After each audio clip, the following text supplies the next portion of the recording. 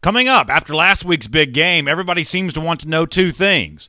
What's wrong with Alabama and just how good is Florida? We'll talk about them both next right here on SEC Country Live.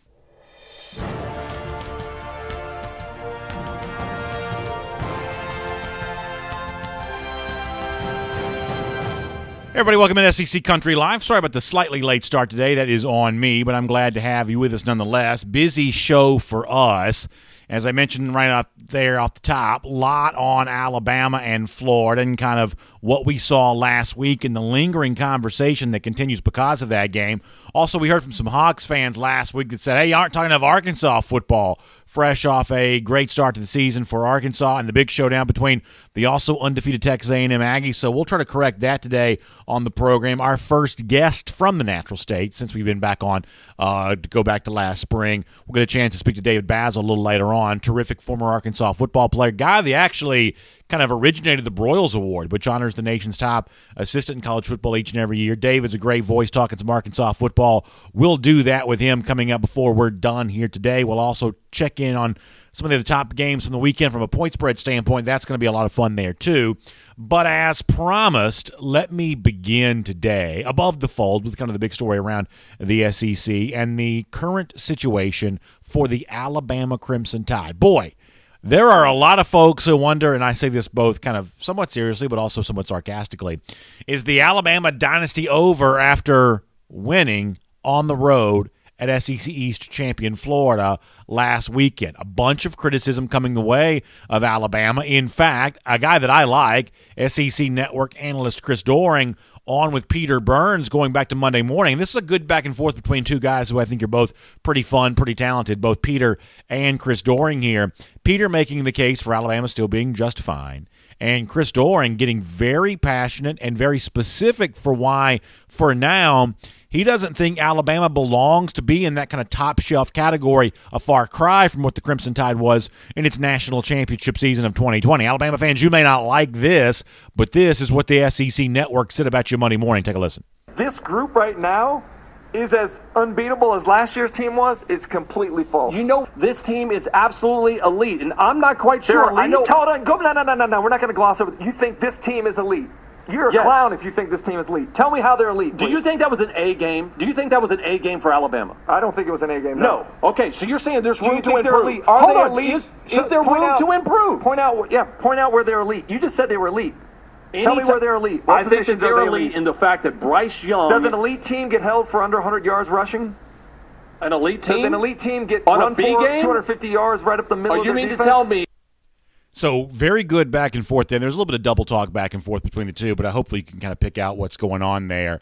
That Chris Doering says, you are a clown right now if you think Alabama is elite, referencing Alabama's inability to run the football last Saturday against Florida and its inability to stop the Florida running game there as well. And that was, to me, the most eye-opening moment of Alabama-Florida from a week ago was this is a Florida team that we have not seen run the ball very well since Dan Mullen has been head coach. That was a hallmark of his most successful teams at Mississippi State, but not something that they've done with regularity there at Florida, either because of Mullen's unwillingness to call those plays or the inability to build a running game around the offensive line and running back talent that he's had there in Gainesville. It just hasn't happened. But, boy, it happened big time in a big way last week against Alabama, and that was, to me, the eye-opener of the entire game. And, in fact, it's not just, by the way, Chris Doering right now who's saying these kinds of things, that Bama isn't elite. You're a clown if you think they are. And, by the way, that exchange between he and Peter Burns really stretched for more than 2 minutes, and I didn't have time to play the whole thing for you, but Doering really got into more detail about that. Also, Paul Feinbaum, the voice of the SEC Network, made his weekly appearance on the sports radio station in Birmingham, WJOX, with Cole Kublik and Greg McElroy, and Feinbaum also echoed the fact that Alabama right now has a number of concerns and really zeroed in directly on one of the Alabama coordinators as arguably the biggest of them all. Once again, pretty alarming words from Feinbaum on Bama after a game. Let's not forget, Alabama actually won. Here's Paul Feinbaum. You have to be a little bit concerned, and quite frankly, after starting the game so well, Alabama did everything it could to put itself in a position to lose, which it almost did. Well, your biggest takeaway, was it more about Alabama or was it more about what Florida did to make Alabama look human? Well, I think big picture it's about Alabama, Greg, but as you get deeper into the matchups of the game, Dan Mullen versus Pete Golding is really not a fair fight. I mean, you want to talk about throwing gasoline on the fire for Alabama fans who've had their issues with Pete Golding in the past, and they also had their issues with the previous coordinator, Tosh LaPoy, there as well. But for Feinbaum to really zero in on Pete Golding on the heels of what happened for Bama against Florida last Saturday, that is going to certainly erupt and ignite Bama fans all the way around. And obviously throughout our show today, we're going to take a lot of comments from folks who are watching the Crimson Tide closely and trying to figure out what's going on here. Here's what I'm going to tell you. Listen, I'd love nothing more for than all this to be true. I mean, I would be quite happy if all of this was true. I mean, as both a Georgia fan and also just an SEC observer, a guy who talks about the SEC for a living, who gets tired of the same thing replicating itself year after year, I don't mind telling you, my bias would be that Alabama is, as a dynasty, coming to an end, and that the door is open for some of the team at the top, be it my favorite team or just a team that we could talk about on the show, something that doesn't quite feel like the same thing we've been through before. I'd be thrilled with all of that.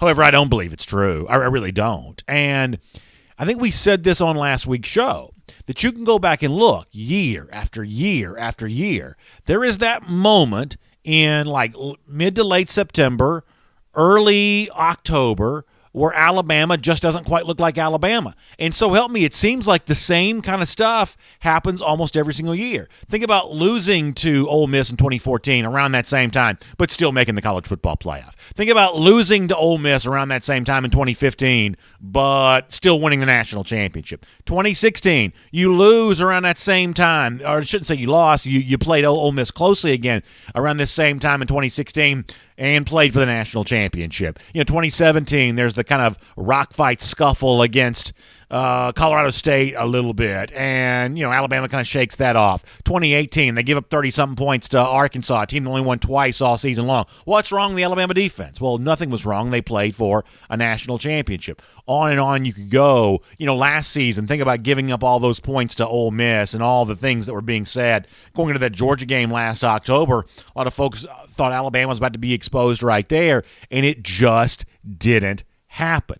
I swear it feels like we've been in this spot before. And a lot of you know. In fact, I get grief from a bunch of Alabama fans on this show all the time that I don't give Alabama fair shake. So in this particular case, the last thing I want to say is, oh, it's over. Alabama dynasty, it comes to an end right now. That's not what I want to say.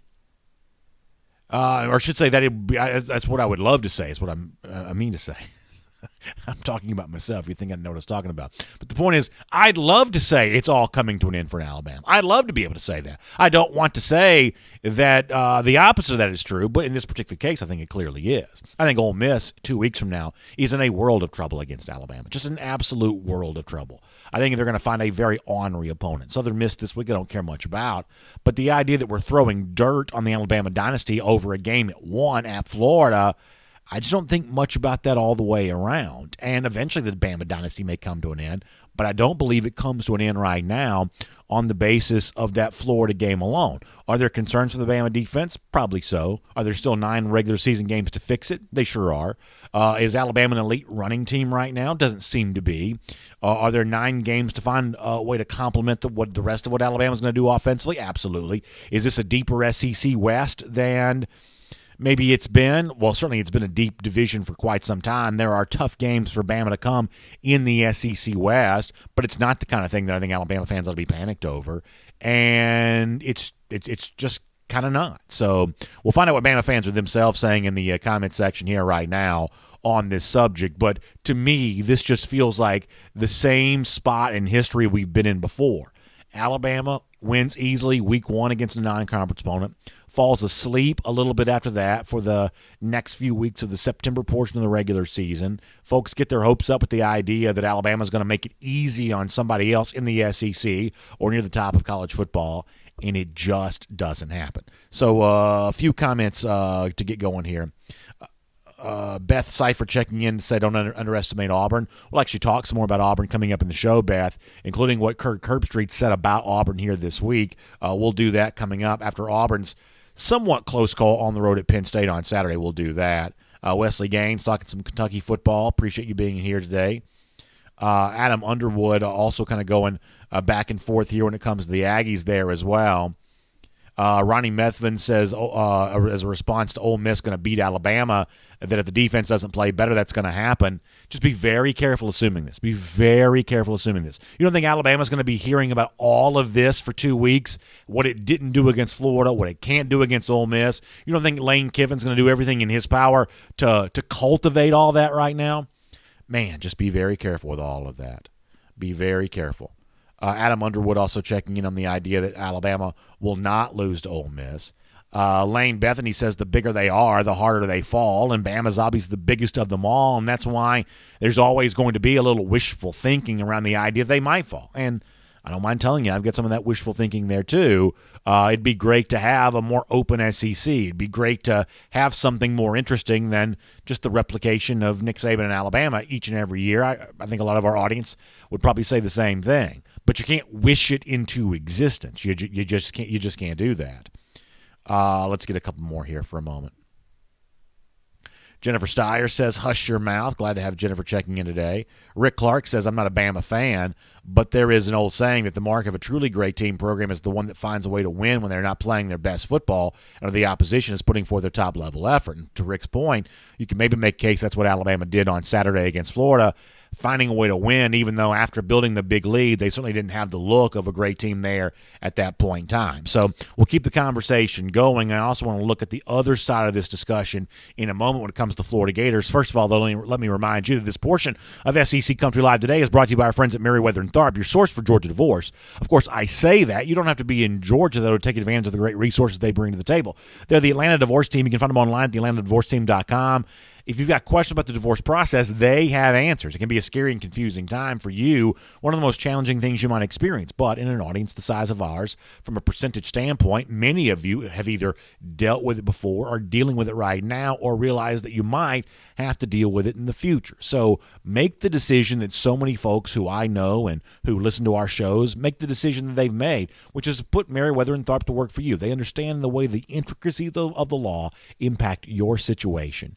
And so if you're living in Georgia or you're living in Mississippi, Alabama, Florida, wherever else, reach out and find out about the free resources, the blog post, the podcast, everything that Merriweather and Tharp has going for it. Your source for Georgia divorce. Find them online, theatlantadivorceteam.com, and really all throughout SEC country, a great resource to help understand how your finances can be made whole again, how your relationship with your children can be made whole again, how you can come through the divorce process better on the other side than you may feel right now. That's a very, very important step to take in life. And if you find yourself in the scary and confusing season of life where divorce is a reality, get an advocate, a strong advocate by your side. My friends at Merriweather and Tharp for more on that. TheAtlantaDivorceTeam.com. That's the website to go to. All right, let me look at the other side of this game here for a moment. I have joked on Twitter the last couple of days that I think it's somewhat silly how happy Florida fans in particular, even to a certain extent Dan Mullen on Saturday, seemed to be about the idea that the game was close. Now in the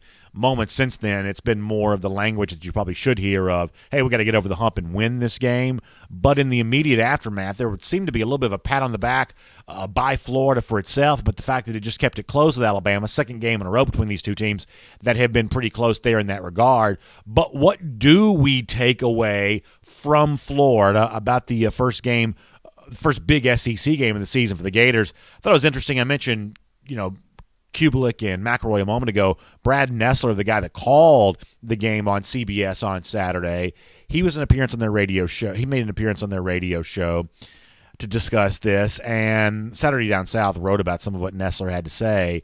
Here's a couple of sentences from Nessler, who's seen a lot of Georgia-Florida games, having also done that game on CBS, saw the Gators on Saturday. Brad says, as of right now, that he's not sure about Georgia yet. He says, I'm still wait and see.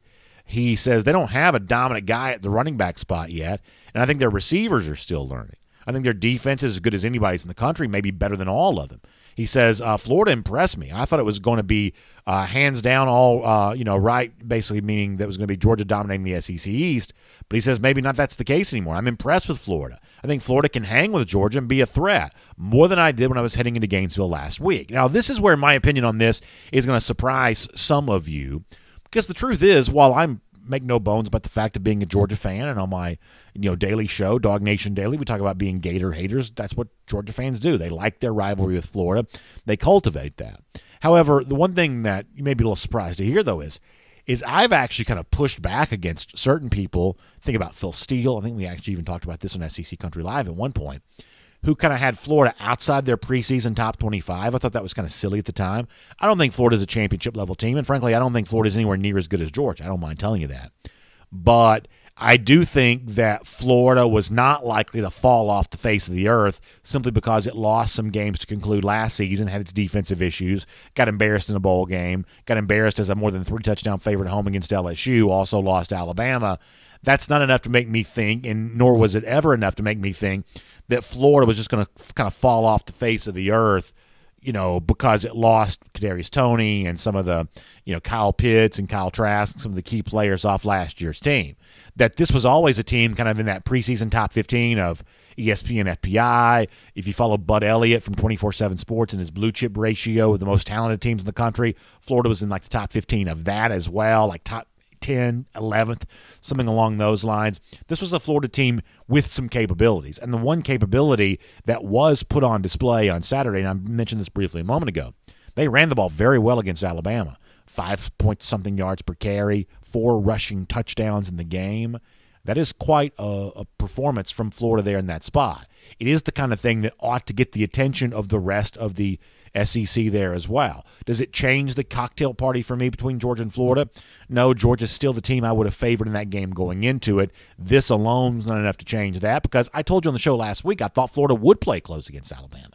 I mean, I feel like, if anything, I'm not going to overreact to what happened here with all of this because, from my standpoint, this was a game that I thought set up pretty well for Florida. In the rare instances they've been home underdogs, they played well there. Another example of that on Saturday.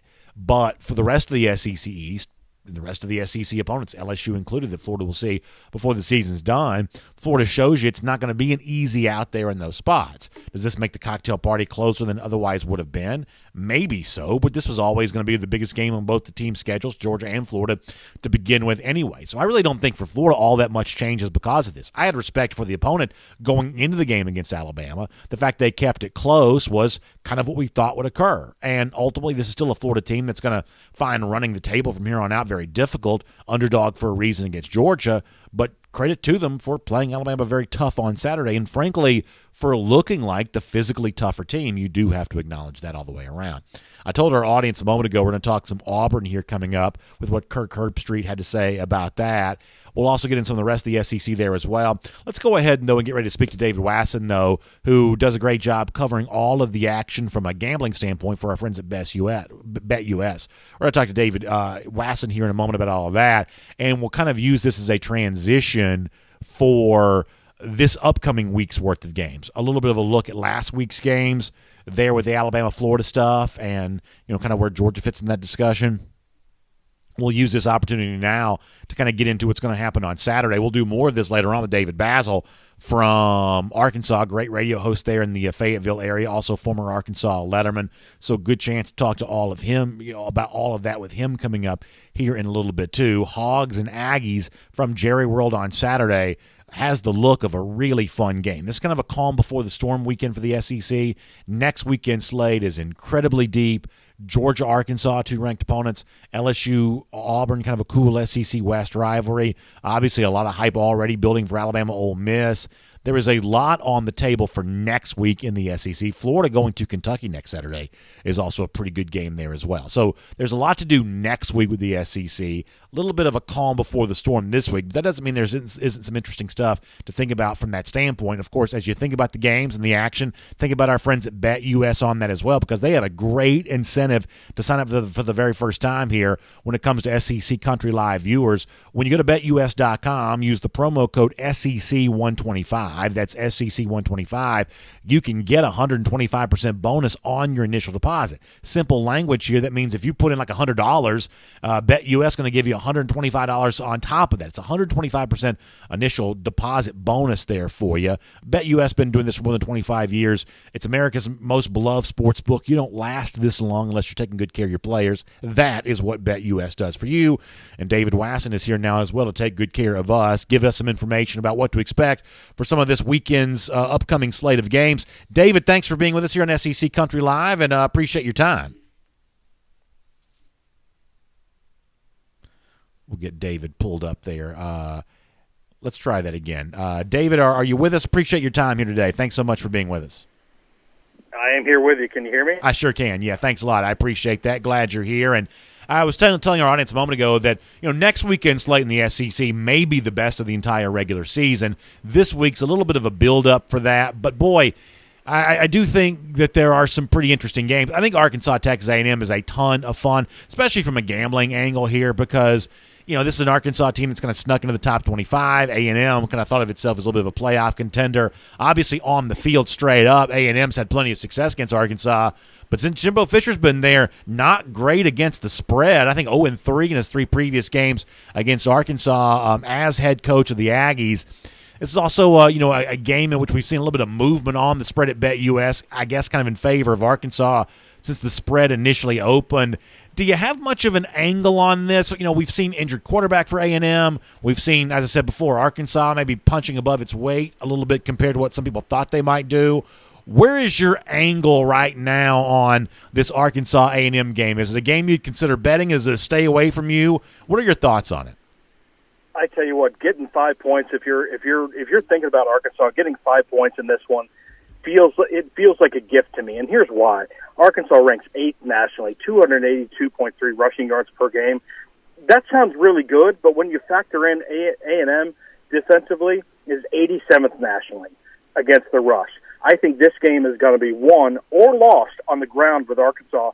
I love the Hogs, and I've loved them since the beginning of the season, and every time I see them play, I love them more. They're 5-0 against the spread in their last 5 September games. Although A&M is 5-1 against the spread in their last 6 overall, this is really strength against strength. Yeah. I think it helps A&M that this game is at Jerry World instead of in Fayetteville. I think this number would probably be flipped if it was in Arkansas. That said, I think it being a neutral site game really helps Arkansas a lot. I love the points here. Give me the dog, the supposed road team all day long on this one.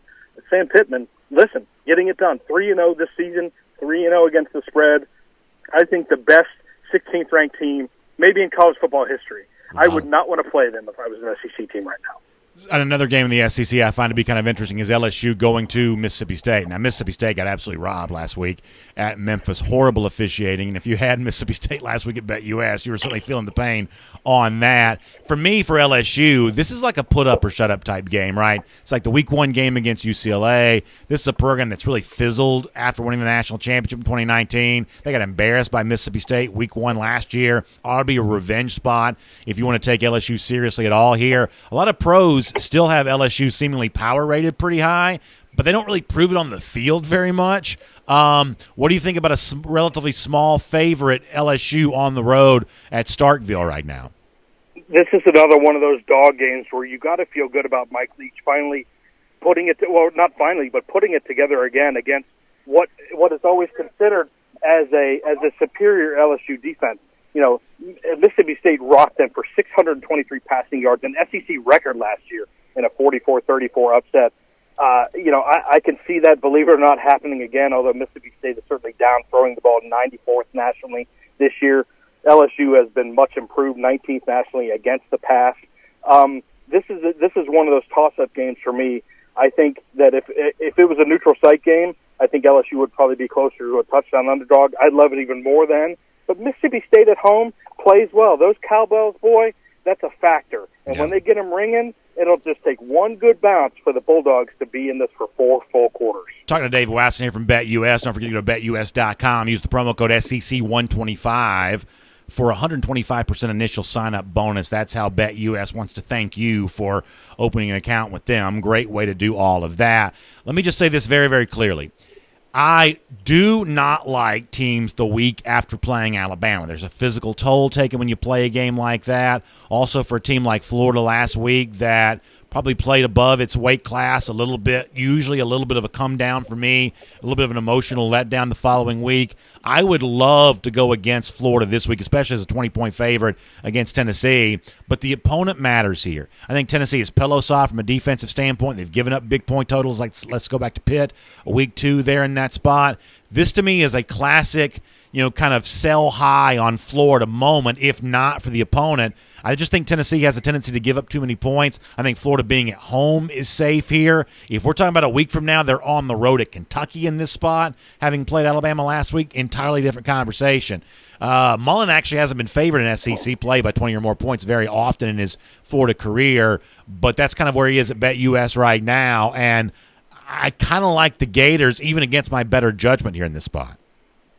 I tell you what, and because this game's been bouncing around between 19.5 and 20.5 early on this week, don't be surprised if it doesn't continue to bounce around, because there is a lot of indecision about Florida coming back off one of those games like they played last week.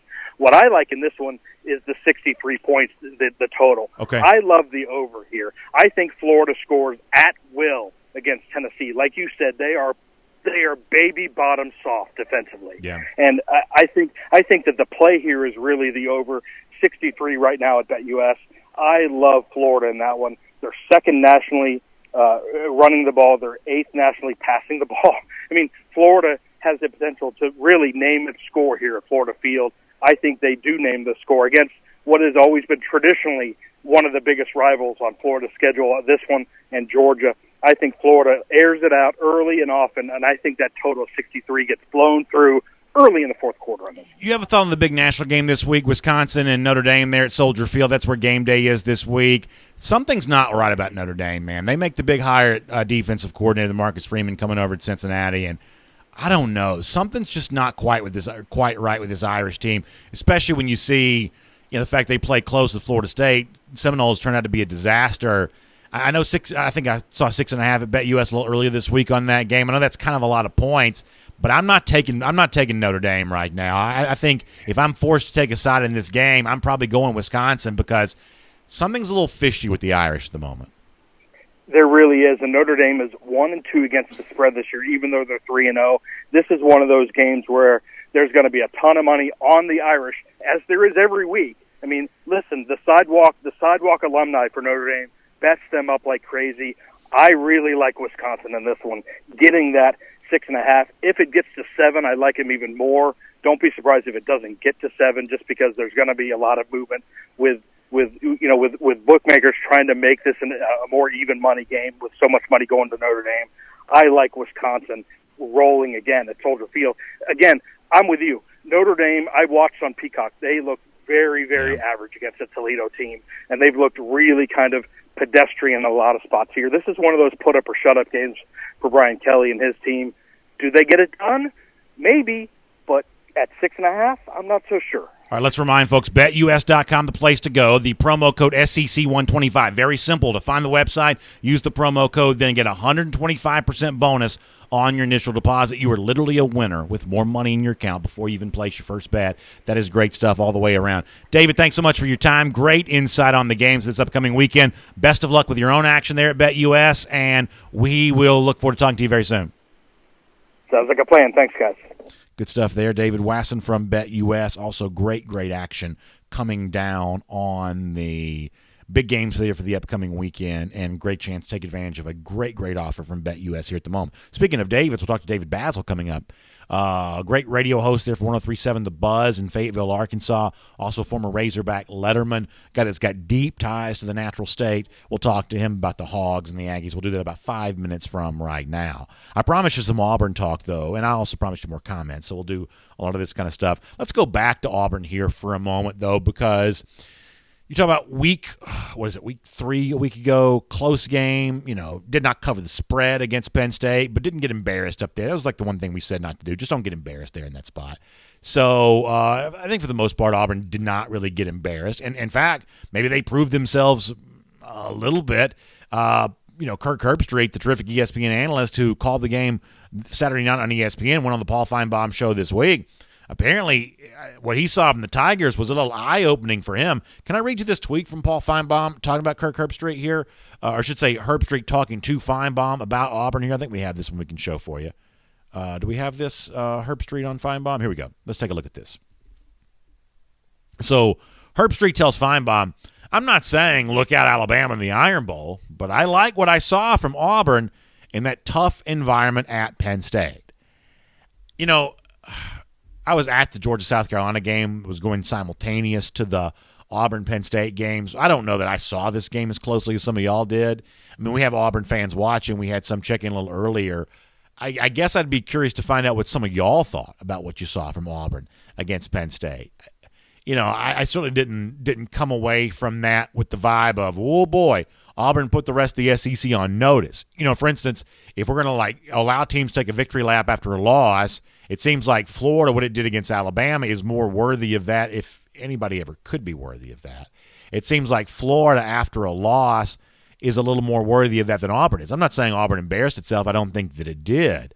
But I also think we're talking about, once again, the same issue with Auburn we're always talking about, whether it's Chad Morris's offense or now Mike Bobo's offense or Gus Malzahn as the head coach or now Brian Harsin as the head coach. You're talking about a Bo Nix that's showing a lot of limitations. And is that going to really win very many SEC West games? Because here's the problem. You know, I spent most of the summer telling you that I didn't think Ole Miss was going to be very good. Through 3 weeks, I've been wrong about that. Through 3 weeks, the people that lined up behind Ole Miss, they seem to be right. I appear to be wrong. You know, much the same way that Sam Pittman and Arkansas team were a little bit of a surprise team a year ago. So far, they look very solid, too. That's not an easy game. I mean, last year, Auburn won that game if it hadn't been for bad officiating. Boy, it seems like we talk about that a lot in the SEC. But nonetheless, bad officiating led Arkansas to a loss last year against Auburn. Otherwise, that would have been a defeat for the Tigers. Is Arkansas an easy win for Auburn right now? You know, we'll find out more about LSU when it plays Mississippi State here this week, but that's a place Auburn hasn't won since 1999. They play there next Saturday. So it's interesting to hear Herbstreit talk up Auburn a little bit. I don't have a reason to necessarily disprove it other than I was just kind of meh about what I saw last week at Penn State, but I still going to find Auburn to be in the same situation it was in, which is that you're talking about an SEC West schedule plus Georgia on October 9th, an SEC West schedule plus Georgia that ranks about the toughest of anything in the country. And I mean, I think that, you know, just by measuring program health, Harsin's probably in a little bit better shape than some of the other first-year coaches are in the SEC. Shane Beamer, Josh Heupel, who I think has an awful Tennessee team right now. That you probably got something going for you with Auburn that you don't have in those other spots. But I still haven't changed my overall outlook that 6-6 for Auburn wouldn't be much of a bad season. 7-5 would be reason to celebrate. I mean, did you see anything against Penn State? And I don't mean this rhetorically. I mean this literally. Did you see this? Did you see anything from Auburn against Penn State that would lead you to believe that they can do more than win 6 or 7 football games this year, given the difficulty of the schedule? I'd be curious of your opinion on that. In fact, before we bring on David Basil here from 103.7 The Buzz up there in Fayetteville, Arkansas, the former Razorback letterman, very good player, deeply connected to the football landscape in the state of Arkansas. Let's get a few of your comments on that before we get there. Jay Shipes on the subject of Nick Saban at a whiteout game. I don't think I can read that. Wizard Dragon says, hope the Auburn coaches actually learned something. One thing for certain is that Gus Malzahn is no longer coach. And maybe that's a good thing, maybe it's not, right? I mean, as of right now, the notion that that Harsin's going to be an upgrade from what Gus Malzahn was, that's not obviously apparent to me right now, but maybe it becomes apparent as the season goes along, and obviously the comparison between what Harsin's doing there at Auburn and what Malzahn's doing at UCF, that is going to continue there as well. Johnny Lester said he did think Auburn played respectfully last week, so that's a Georgia fan saying that, so I guess if he's willing to give a little begrudging credit, then maybe it is truly deserved. We'll take more of your comments on this in just a moment. Before that, though, man, I am really excited about Arkansas, Texas A&M on Saturday. They're at Jerry World, 2 teams that know each other very well, and 2 teams are going to be playing in a much, I guess, deeper version of the SEC in future years as more of those old Big 8 and Southwest Conference teams start making their way in there. A guy who knows the football landscape in Arkansas very well is David Basil, former Arkansas player, terrific radio host there for 103.7 The Buzz up there in Northwest Arkansas. David, thanks so much for being here with us on SEC Country Live. We appreciate your insight on what has been quite a start for Arkansas this year, and really year and a third, or however long it's been, year and a quarter. The Sam Pittman era could not have gone much better given what he inherited, the challenges of the schedule. I got to imagine Hogs fans are loving Pittman right now. Yeah, Brandon, no question about it. I mean, there has been some bad football played in Arkansas the last few years, as you've seen for yourself. And so, Sam Pittman is such a good communicator. He connects with the fan base probably as good as anybody we've had since Houston Nutt in his first few years here. But, the fact that you beat a team like Texas, who is your hated rival for the Southwest Conference days, and then to have a top 20 ranking in Game 3. And I'll tell you, this game is a big one. I've gone to, I guess, 8 straight post-game press conferences after A&M Arkansas, and they've all been losses, and they've been brutal, Brandon. I mean, there have been times when A&M's been a top 10, 15 team, and Arkansas still had them beat and found a way to lose the game. So if there's a way that the Razorbacks can win this game, which I think they got a shot, it'll be the first time they've been 4-0 since 2003. Wow. So, yeah, you're right. Fans are really excited, and plus even the culture, the way the team plays, the effort, the hustle, the fight. It's just indicative. It's reflective of Coach Pittman's personality, and I think the fans are really happy about it. So one of the things I'm hearing a lot this week, and I'm not talking about from Arkansas people, I'm talking about just from people who are interested in the game, and some of this is from a gambling standpoint, is the idea that Texas A&M is a little vulnerable, that people saw starting quarterback get injured, struggle at Colorado, and this is an A&M team that while it was winning games a year ago, was not necessarily blowing people out. Is there a sense they're in and around Fayetteville that maybe they are catching A&M at a pretty good time here where, obviously A&M's had some success over the course of the last decade or so against Arkansas, but since Jimbo Fisher's been there, some of these games have been closer than the experts thought they would be. Is there a thought that maybe Arkansas is kind of catching Texas A&M at the right time based on what Arkansas has done to this point and kind of maybe what A&M has either done or not done up to this point? Yeah, I think you certainly look at that. You look at the line, which I guess is 4.5, and then if you go back this week I went back and looked at the film from last year. Arkansas is a better football team than it was last year. They're better on the back end of the defense. The defensive line is much improved. So right there alone, it's going to be a better defense against A&M. Of course, you don't have Kellen Mond. He was there, it felt like 15 years. Yeah. So he's gone. And then I think, you look at the Colorado game, you lose your starting quarterback within 5 minutes of the first quarter. So you might attribute some of the play the rest of the game maybe because of that.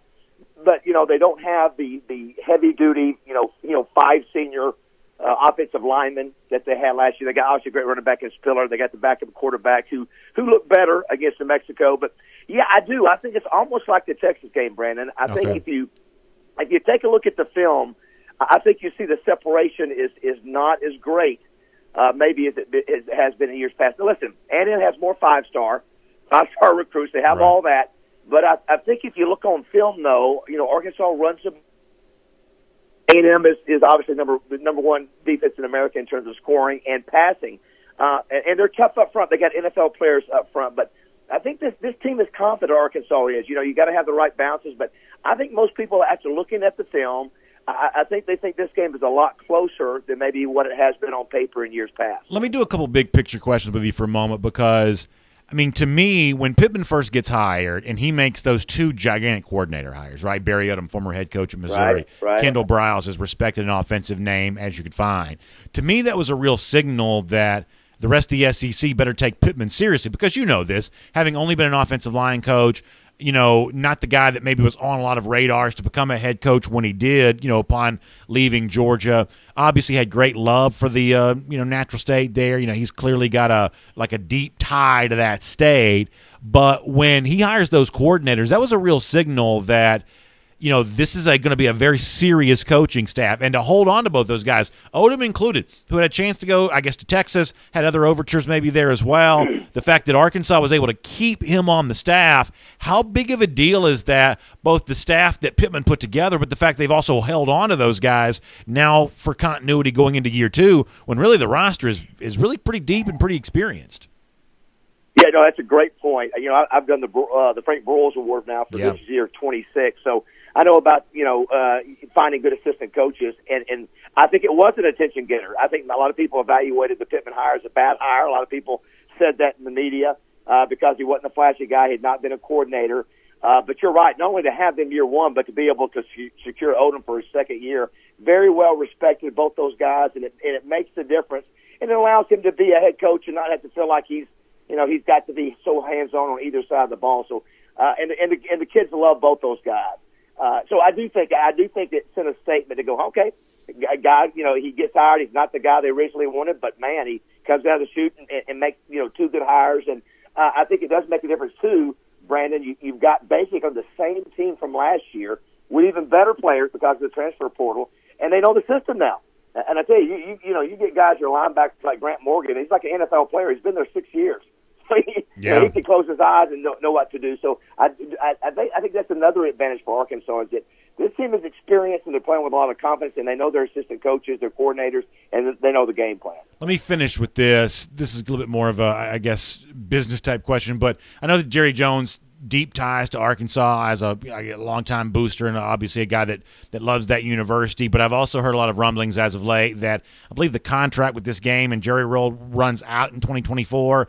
Am I understanding, because I'm obviously several hundred miles away from the state of Arkansas here, but is it my understanding the folks there want this game on campus, that, Arkansas is in a unique spot where they play a game in Little Rock, they play this game in Texas, they end up not getting a ton of SEC games sometimes in Fayetteville. It's obviously a beautiful stadium, Reynolds Razorback is.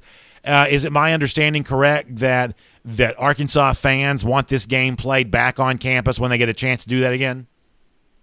I think so. I think, again, you got to remember the motivation to playing down there was for recruiting purposes.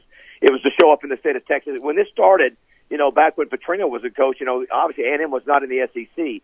So this, it was time, the stuff at the time, you got the unbelievable stadium. It would be a recruiting advantage. I think now at this point, you've done it long enough where I think they feel the advantage is better in Fayetteville. And to be quite frank, when I was a player, you mentioned Rice and Texas as A&M, all those the Southwest Conference teams that I played against. Back in this, and so, I think they feel like now, hey, listen, we want to take advantage of what we have built up in Fayetteville. And to be honest with you, as a player, I love for those guys to be able to go down to College Station and play in that kind of environment. That's what college football is all about. It's one of my favorite places to play. So I do think, and I think Jerry's cool with it. I think Jerry's fine. I think Jerry's all about supporting college football, supporting the Razorbacks. Obviously, played on the national championship team in '64. So yeah, I would be a bit surprised to see that contract expedited to end it, because I think actually what we saw happen against Texas and that sellout and that atmosphere. I think they felt it's a big advantage to have a game up there. 103.7 The Buzz in Little Rock, Arkansas. David Basil, great job. Remind folks, we got a lot of Arkansas fans checking in with us, but also folks who may just be interested in the game and interested in the start of the Sam Pittman era. If they want to find more of the content that you're putting out, obviously you said before, doing great work with the Broyles Award there in the state of Arkansas there as well, and all kinds of just stuff going on throughout the year. How can folks find out more of what you're doing online and the radio show and everything else? Yeah, Brandon, appreciate that. Yeah, 1037thebuzz.com in Little Rock. Also, KATV Channel 7, the ABC affiliate. BroylesAward.com is another thing. And, yeah, listen, I enjoy doing these calls. We've been through a lot of negative, and it's fun to talk in a positive way about the Razorbacks for a change. I can tell you that. I know that. You get tired of the same old when it's new coach or losing games. To be talking about a top big-ranked matchup against Texas A&M is not such a bad thing at all, is it? That's right. It's nice, and obviously I hope it continues for Arkansas. Well, David, I certainly enjoy your insight on all of this. Enjoy the game on Saturday, and hopefully we'll get a chance to speak to you soon. Thanks, Brandon. Good talking to you. Appreciate it, buddy. Good stuff there, David Basil. 103.7 The Buzz. I think I initially said Northwest Arkansas. Let's make sure we get our geography correct. That's Little Rock, Arkansas, kind of right there in the middle of the state. Good stuff there, and I'm excited about Arkansas A&M on Saturday. It's a lot of fun, and then it doesn't get any easier for Arkansas after that. It's Georgia the following week, and then the rest of the SEC West after that. So it is a tough schedule, but it's pretty good stuff all the way around.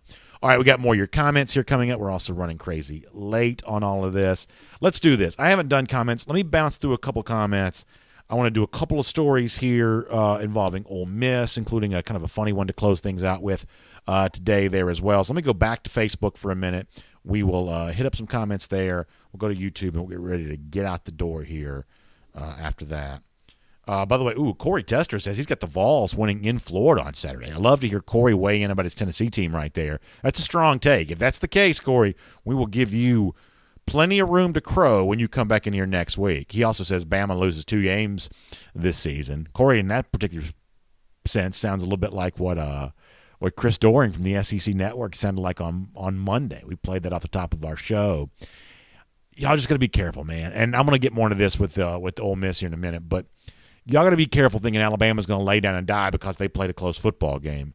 They sleptwalked. They didn't lose. They maybe could have, but they didn't. And in the past, they've kind of shaken this kind of stuff off before. They just kind of have. Let's see what else. Facebook comments. Deontay Julian, who is a Florida fan, says that Tennessee is not beating Florida. Yeah, I got to say, Deontay, and I don't mean to say this to Corey or any of the Tennessee fans that check in with us right now, but this Tennessee team's got some problems, man. And a lot of it's defense. They gave up 40-something to Pitt. Pitt then turned around and lost to Western Michigan.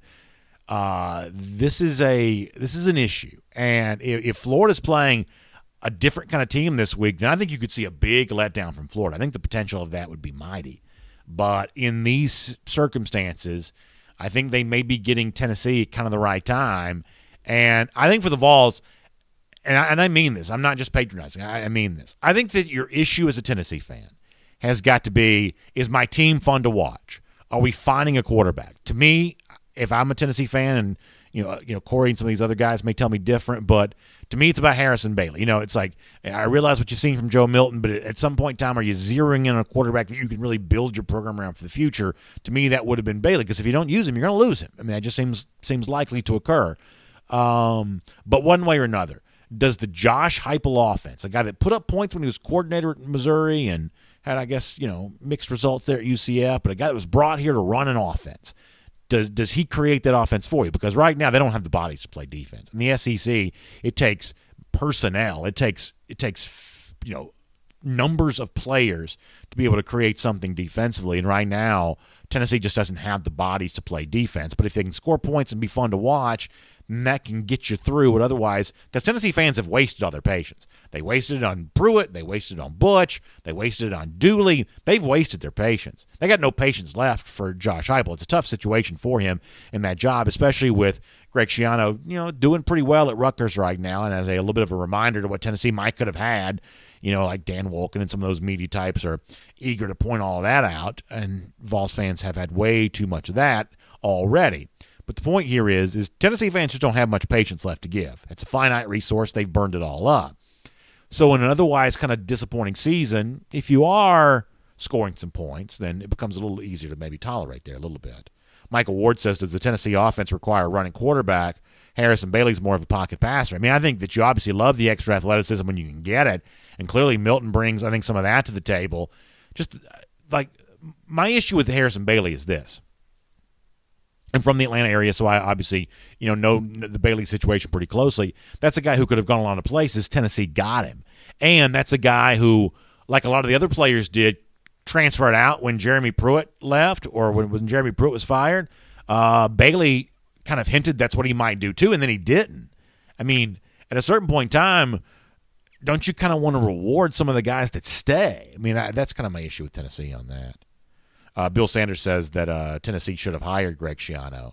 I mean, I certainly was with Vols fans at the time as, kind of why they didn't want to bring in someone who didn't really feel very SEC. I was with them at the time, but right now it's not looking great. But, things can still go the other way. Brian Whitehead, Lisa Singleton Rickman talking about Bama kind of sleepwalking here. She says, I'm a Bammer into my core, and I agree with the sleepwalking analogy, but dang, better watch out for that sleeping giant walking up. It's coming. So it sounds like she thinks the Crimson Tide going to shake this off. Yeah, I just think it's really hard to be very motivated for 12 full games. I'm not making excuses. I don't like Alabama. Like, I'd love nothing more than for Alabama to not be good. But I just think it's just very hard to have the same level of motivation for 12 full games. And sometimes feeling, kind of being fueled by what people are saying about you kind of comes to your advantage on that. In fact, let me transition to another story I want to get to here for a moment. So Jerry and Ely, now I'm going to be slightly unfair with this, but I'm going to try to kind of bring it into full fairness. Jerry Ely, the Ole Miss running back, was quoted as saying something about the Alabama game coming up because Ole Miss got a bye this week, getting ready for Alabama next week. And Ely, who's obviously a terrific part of that high-powered Rebels offense right now, was talking about, kind of the game upcoming, and he had a quote that kind of got some attention. Let me show this to you on Twitter. So Michael Katz is the writer covering the Rebels, saying that Jerry and Ely was asked about the Alabama game looming on October 2nd and the opportunity playing the Crimson Tide. He says the number 13 Rebels won't be intimidated. Here's the quote. I don't believe there's anybody that can beat us but ourselves. Now, the actual quote is not quite as salacious as that sounds. Within a 280-character tweet, it almost sounds like he doesn't think Alabama can beat Ole Miss, like he's almost being overconfident. The truth is, that's not quite what the full context of the quote was. Sometimes reporters have a tendency to truncate this stuff too much when they tweet this stuff out, and I guess we're as guilty as anything because we're reacting to it much the same way some other folks did there as well. But let me tell you what this reminds me of. It reminds me so much of the situation back in, let's say, 2017. I started the show by saying, y'all be careful assuming that Alabama's somewhat, down game against Florida means they're going to be easy for anybody to beat this year. Be very careful assuming that. Because if you go back to 2017, this sounds so crazy at the time, but you can go back and watch the archives of SEC Country Live. We were on the air in 2017. I remember this being a talking point at the time. Alabama had kind of struggled a little bit against Colorado State. You remember this game? Like, not the prettiest game in the world. A lot of folks kind of wondered, like, what Alabama was kind of up to. The Florida State game had been the first game of that season. Florida State's quarterback got hurt. A lot of folks were just kind of, what is this Alabama team really? What do we really know about Alabama? And Alabama was going to Vanderbilt. Now, that sounds like the dumbest thing in the world, but I'm telling you right now, this was a thing back in 2017. Vandy at the time was undefeated. Alabama's got to go to Nashville. And I don't remember this guy's name, but I just remember this moment so clearly.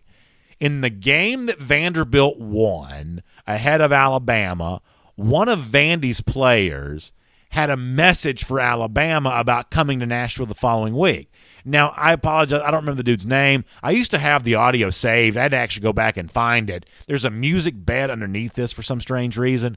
But this is like, to me, what we heard about Bama going to Vandy in 2017 is so similar to what we're hearing right now. Here's a reminder before that game for the Tide in Nashville. When you come to our house, we show you how to play some SEC ball. It don't matter where you're from. You're going to know what ball we play. Alabama, you're next. Alabama, you're next. We're going to show you what kind of SEC ball we play. You're going to know what kind of SEC ball we play. Doesn't it sort of sound like Jerry and Ely in the same category of the only person that can beat us is ourselves? We don't think Alabama can beat us. We think we can only beat ourselves. That's not precisely what he said. But the whole vibe around Alabama is so similar because if you don't remember history, after that dude for Vanderbilt said that about Vanderbilt, Alabama went into Nashville and beat the Commodores 59-0. And I'm not saying they're going to beat Ole Miss next Saturday 59-0, but I also don't believe it's going to be very close. I just don't. 13 team in the country, scoring points against everybody, getting patted on the back every which way you go. It's all fine. I'm just telling you right now, we have been here with Alabama before. When they're on top in the college football world, it becomes hard to remember a time in which that ever wasn't true, and it becomes easy to assume that they're just pitching perfect games every time they go out. The truth is, they've only won the SEC West twice in the last 4 years. Like, they're not a perfect football team, right? And people have a tendency to overreact to their imperfections when they do show up. Classic example of that right there. Be very careful, Ole Miss. Be very careful, Jerry and Ely. Be very careful anybody else who may be tempted to say whatever else. Because I've heard folks before say after an Alabama team wasn't playing great football, because this is pre-Tua Tagovailoa. With all due respect to Jalen Hurts, this is back when Hurts was quarterback there, and not exactly a consistent thing of beauty each and every Saturday. So they looked at an Alabama team they thought was vulnerable. Vanderbilt dude says, come into our house, you're going to know what kind of SEC ball we play. You're next. that's how it ended for Vanderbilt that day, to the tune of about 59-0. All right, we'll do one more thing on Ole Miss here in a moment to close things out. Let me get a couple of comments before we do, and I apologize for kind of going over time here a little bit. We got a little bit of a late start today, though. Jay Shipe says, I could not be more wrong, comparing some he says I'm wrong about this. Lane Kiffin 2 weeks to prepare. Jay, I'm going to tell you the same way I told Corey Tester a moment ago. If you are right, I will give you plenty of space next Saturday, or I should say 2 Wednesdays from now, because next Wednesday will just be the lead-up to the game. If you are right, and even if Ole Miss keeps it super close, I'll even give you the Florida moral victory on this. I'll let Ole Miss claim a moral victory if they keep it close against Alabama. I just don't believe that's going to happen. If I'm wrong, I'll give you plenty of room. The same way I'll do that with Corey Tester or anybody else. I love good, strong opinions on this show. I love it when people share them. So if you got a strong one, you get it right, and especially if I get it wrong, I'm going to step back and let you have your moment, and I'm happy to let you do that there. But by the way, Bo Molinari checking in on A&M there as well, saying, I'm not sure who he's going back and forth with. He says, are you stuck on that Colorado win? Colorado's better than Texas, not worried about the Hogs. So, Bo, here's where I'll kind of come and join you on this a little bit. Now, let's overlook for the sake of argument here that Colorado got absolutely destroyed by Minnesota last week. Let's ignore that because that doesn't help our argument here. But the fact is, I thought A&M in Denver against Colorado actually showed me something. I mean, they won a game in which their starting quarterback got injured during the game. How many teams in college football are even capable of doing that? How many top 25 teams could lose a starting quarterback that far from home and still find a way to win the game? I honestly don't know how good Zach Calzada is. I guess we'll find out. But the fact that A&M weathered that storm after we'd really heard a lot of good things about Haynes King. And I think most of us, or at least those of us, a lot of us maybe better said, a lot of us I think were under the impression that King could set up nicely for A&M as its quarterback to kind of give them something in that position they maybe haven't had under Jimbo Fisher. They're not great at wide receiver right now. This is an offense that I do think provides too many limitations to beat a team like Alabama. But surviving against Colorado like that, I thought that was actually kind of a telling thing. And I think they show up against Arkansas on Saturday. I truly do. I'm not moving off of Texas A&M necessarily just because of the fact they had the near miss against Colorado. I'm not doing that. And so if you're an A&M fan, you want to still have confidence in your team, I think you maybe have every right to do that. What else is going on over here? Let me go back over to Facebook for a moment. Barry Cook says Minnesota just beat Colorado. Yeah, listen, I get all that. It was not a great day for Colorado against Minnesota, but still, when you're in a spot like that, kind of a tough thing all the way around. All right, we do have some news coming in here. This had been talked about a little bit today. Let me give you this news. Ralph Russo from the Associated Press says the college football playoff expansion has stalled as commissioners sort through the issue. So what you basically had was, I'm going to try to see if I can just kind of paraphrase this a little bit. The alliance disagreement with the SEC, you know, the alliance as like the Big Ten, the Pac-12, and all those leagues, they did not want to cooperate with the previously agreed upon 12-team playoff because they sort of feel like the SEC stabbed them in the back when the SEC reached in and grabbed Texas and Oklahoma. Fair or not, that's the viewpoint here. So the thought was, well, you negotiated a 12-team playoff in bad faith because we didn't know you were about to add Texas and Oklahoma. So here's what they wanted to do instead. They're like, well, we don't do 12-team playoff anymore. They want to do maybe an 8-team playoff. But the problem you have is that the SEC was not going to agree to an 8-team playoff that did not that included automatic qualifiers. They were not going to do that. They thought that was a net negative for the league. You can't get the group of 5 votes if you don't have the automatic qualifier to get the expansion that you want. And the 12-team thing just kind of dead on arrival because they want to be spiteful to the SEC. So let me read you a couple of words here from Russo from the Associated Press on this. A plan to expand the college football playoff stalled Wednesday when management committee was unable to come to a consensus on whether to grow the postseason format from 4 to 12, which is ironically something they'd already agreed upon. Now it's just backtracking on the part of the spiteful, vengeful alliance. The 10 major college conference commissioners and Notre Dame athletic director Jack Swarbrick make up the management committee, met to share feedback. and address some concerns, but the expansion proposal that was unveiled in June. Now, I've told you before that if you want to get another TV partner involved in this because you don't want total control for ESPN, I'm kind of okay with that. I don't mind that. But this idea that all of a sudden now we can't cooperate on a 12-team playoff because the SEC is adding Texas and Oklahoma, to my understanding, the 12-team playoff wasn't the SEC's idea to begin with. So all of that just seems pretty strange all the way around. Tim Shoemate says he's got Kentucky over South Carolina. Yeah, I see that. Kentucky was not great last Saturday, but a bounce back here against South Carolina and setting themselves up for a very interesting home game against Florida the following week. Yeah, I am here for all of that. Bill Sanders says it's like the WCW, ECW alliance against the WWF 20 years ago. Honestly, a lot of this does sound very pro wrestling-y, kind of, different factions lining up against each other. And listen, I'm the world's biggest SEC homer. I have a favorite team in the SEC, that's Georgia, but beyond that, I love the SEC in comparison to the rest of college football. However, I've said before, the one part of the alliance I do kind of agree with, the one part of the alliance I do kind of cheer for in the hopes they find some traction. I would like to see another TV partner in this sport other than ESPN. I think ESPN produces an inferior product. Compare the SEC on CBS to the SEC games that are on ESPN, the SEC network. I think CBS just does a better job televising those games. There's a bigger feel to it. That's certainly true for the NFL product. Fox, CBS, NBC, the game just feels bigger on those other networks. I'd say across the board, TNT destroys ESPN in terms of how it produces NBA television. And I just think that there's a weird level of power that you give to ESPN if it's the only rights holder in the game at that kind of national sport level. So I kind of root for the alliance to get another TV partner involved here. I wouldn't mind seeing a little bit more TV presence around this sport. Deontay Julian says, nobody can hang with the SEC. We are the best. Tommy Baker on the subject of Georgia getting some of its injured receivers back. Obviously, Tommy, that sets up well for Georgia if that is the case, and we'll see if that happens. David Irwin wants to know how the conference will be reorganized when Texas and Oklahoma joins.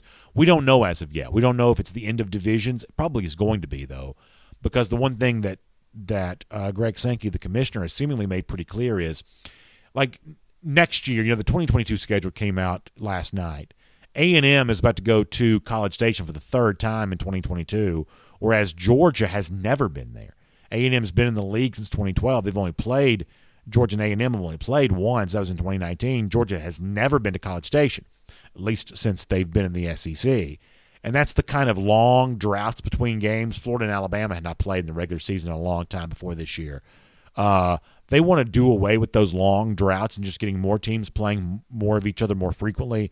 That's kind of where this seems to be going right now. So that would suggest to me that the idea of we have the East and the West and the champions of those two divisions play in the SEC championship, it seems like we may be doing something different than that in future years.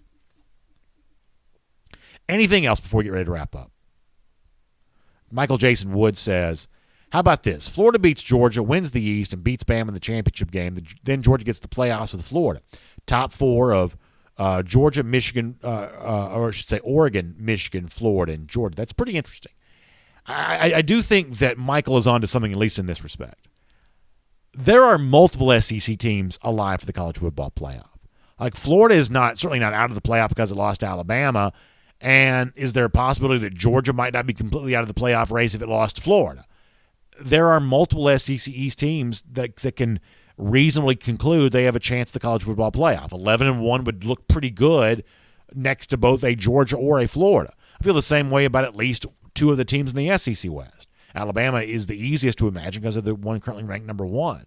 But imagine if an A&M team were to beat everybody but Alabama. A one-loss team for the second consecutive year, I think they would get playoff consideration there too. So if your hope is more teams in the SEC can be alive for a longer stretch of the season, then I think the current way all of this playing out gives you a chance to feel that way. Now you got to have these teams continue to win, but it is entirely possible, absolutely, that multiple SEC teams could be a potential playoff team. In other words, last year when Notre Dame made the playoff in the 1 year they were in the ACC, having lost a conference championship game, the precedent has been set that can happen. Doesn't mean that they will do that again because the committee reinvents itself every single year, it seems like. There is no year-over-year precedent that ever seems to survive. But if it was possible last year, it's at least possible in the future here there too. So Florida, Georgia, A&M, maybe Ole Miss, certainly Alabama, multiple SEC teams remain alive. Hey, great comments. I wish I could take more of them, but we've already gone a good bit over here. So let me get ready to kind of conclude this for today. We'd like to kind of finish on kind of a lighter note. And we talked about Ole Miss a little earlier. We'll make the Rebels the subject of our SEC LOL for today there as well, because the one thing that Lane Kiffin is really good at doing is knowing how to cultivate attention through social media. He just does that really well. And the latest example of that is the fact that he was spotted on Instagram. Now, when you say Kiffin was spotted on Instagram, you're kind of nervous about what it was he was spotted doing. But in this particular case, it was a pretty clever and possibly effective recruiting pitch for 2023 number one overall prospect Arch Manning, the grandson of former Ole Miss great Archie Manning and the nephew of former Ole Miss quarterback Eli Manning and two-time Super Bowl winner of the New York Giants. Well, Kiffin, who's very active on social media, up until this week only followed one guy on Instagram. The only person he followed, and I'll show you this on the screen, is Arch Manning. This is very clever. I think this is really funny. Now, the funniest part of this is that Kiffin's current quarterback, Matt Corral, who right now may be the favorite to win the Heisman Trophy, was upset that Kiffin wasn't following him. I believe since then Kiffin's now following Matt Corral there as well. But, I mean, so much national media attention for this week, and good job by Kyle Cole from Cole Miss Sports to point this out, and it got picked up by 24/7 and PFF and some of the other big kind of outlets that are out there. Only following Arch Manning. And listen, I take Ole Miss very seriously in that recruitment for sure. So this is pretty clever, pretty well done. Good job by Cole for seeing that, and I guess good job by Kiffin for pulling all the stops when it comes to the recruitment of Arch Manning right there. We appreciate you pulling out all the stops to be with us here today on SEC Country Live. Hope you enjoy the games this weekend. Good luck to your team, whoever it is. And we'll see you back here next Wednesday, 3 p.m. Eastern Time for SEC Country Live. We'll look forward to talking to you then.